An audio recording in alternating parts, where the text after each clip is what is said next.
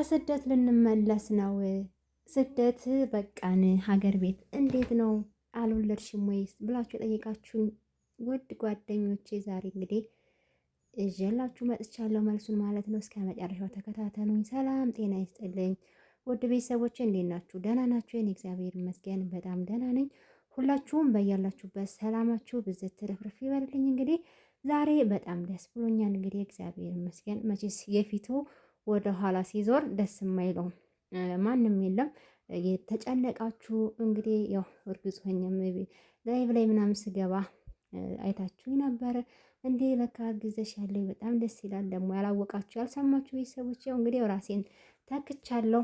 ከአንድ ወደ ሁለት ዞር ያለው ማለትም ከፊት የነበረው ወደ ጀርባ ዞር ያለው እግዚአብሔር የተመሰገነ ይሁን እና ወደ ሀገር ያው መመለስ እንፈልጋለን።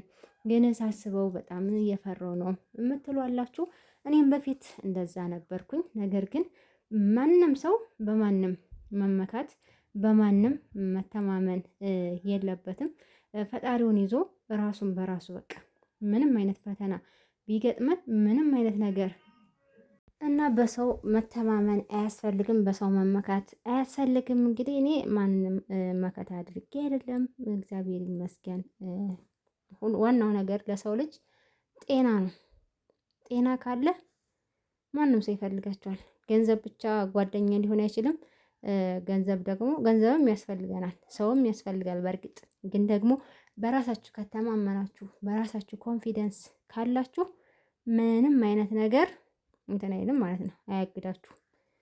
ስለዚህ ግን በሰው ቀሱ ከሌ እንዲህ ያደርግልኛል፣ ከሌ እኮ ምንም ነገር ባጣ ከጎኔ ቆምልኛል ብላችሁ በሰው የምትደገፉ ከሆነ ግን ምንም አይነት ፈተና ማሸነፍም መወጣትም አትችሉም ማለት ነው። እና እኔ እንግዲህ ያው ወልጃለሁ፣ እግዚአብሔር ይመስገን። ራሴን አይቻለሁ። እንግዲህ ከ6 ዓመት በላይ ስደት ቆይቼ ነበረ። ነገር ግን ደግሞ ምንም ዛሬ ስትሉ አንዱ ቀዳዳ ስደፍኑት አንዱን ቀዳዳ ስደፍኑ አንዱ እያልን እድሜ ማቃጠል ነው። ስለዚህ ገንዘብ ብቻ ደግሞ ገንዘብ ሲኖራችሁ የመውለጃችሁ ጊዜ ሊያልፍ ይችላል። እንግዲህ የውድ ቤተሰቦቼ ያው ዛሬ ደስታዬን ላካፍላችሁ ነው የመጣሁት። በጣም በጣም ደስ ብሎኛል። እግዚአብሔር ይመስገን ለሁሉም ነገር። ሁሉም ነገር እኛ ባሰብነው ሳይሆን እሱ በጻፈልን ስለሚሆን ምንም ነገር መጨነቅ መጠበብ የለባችሁም ማለት ነው። ምክንያቱም ዞሮ ዞሮ ከቤት ኖሮ ኖሮ ከሞት ነው የሚባለው፣ ወይ ደግሞ ዞሮ ዞሮ ከቤት ኖሮ ኖሮ ከትዳር እና እንደዛ ይባላል። እና ያው እግዚአብሔር ይመስገን ራሴን ተክቻለሁ፣ ራሴን አግኝቻለሁ። እንግዲህ ከልጄ ጋር ከዚህ በኋላ የምታገኙን ከልጄ ጋር ነው። ልጄን እንግዲህ እንደምታስተዋውቃችኋለሁ እና ለሁሉም ነገር እግዚአብሔር የተመሰገነ ይሁን። በጣም ነው ደስ ያለኝ።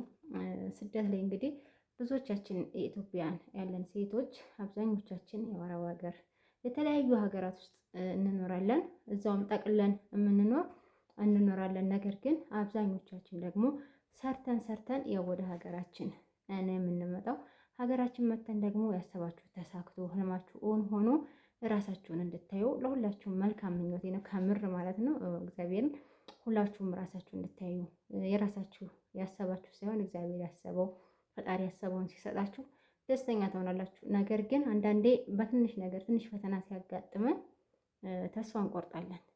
በፍጹም ተስፋ መቁረጥ፣ በፍጹም ማዘን የለብንም። አንዱ ጋር ብንወድቅ በአንዱ ጋር እንነሳለን፣ በአንዱ ጋር ብናጣ በአንዱ ጋር እናገኛለን። ስለዚህ ሰው ሁሉ በአንድ አይነት ነገር አንየው። ሁላችንም እንደ መልካችን የራሳችን አመለካከት አለን ማለት ነው። እና ለሁሉም ነገር ክብሩ ይስፋ። እኔ በጣም ደስ ብሎኛል። ደስታዬ የሚያስደስታችሁ እንግዲህ እንኳን ደስ ያላችሁ፣ እንኳን ደስ ያለሽ በሉኝ ማለት ነው። በጣም ደስ ብሎኛል። ያው ብዙ ጊዜ ቪዲዮ እየሰራሁ አይደለም፣ ቪዲዮ እየለቀኩ አይደለም።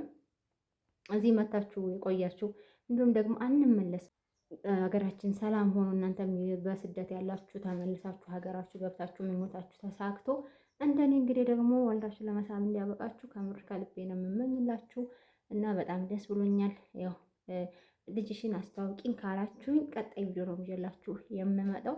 ዛሬ እንግዲህ በዚህ መልኩ ካሳያችሁ ቀጣዩ ላይ ማሳያችሁ በቃ ራሱ በቃ እንዴ የሁሉ ልጅ ሆድ ውስጥ በስሎ ነው መሰለኝ የሚያድጉት እና በጣም ፈጣን ናት።